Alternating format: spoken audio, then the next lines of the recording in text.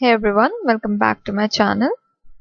So in the last video, we wrote a program of stock management using JSON file, and now we will be using database to do the same. But before that, let's know what are the disadvantages of JSON file that has forced us to use database concepts.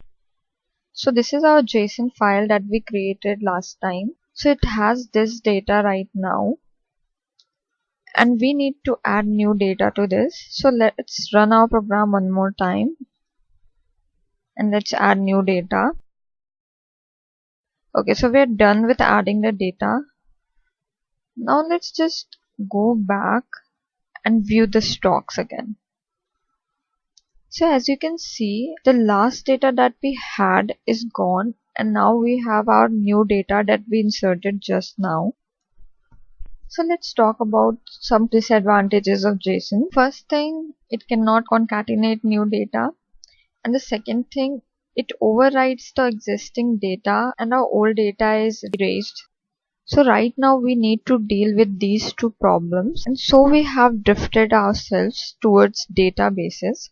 So let's talk what database is.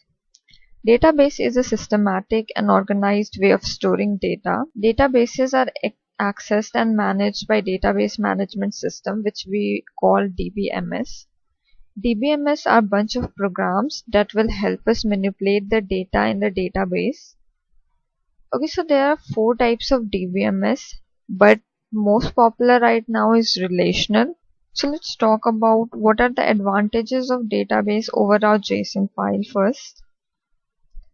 Okay, so in database you can easily add new data without overwriting the old data.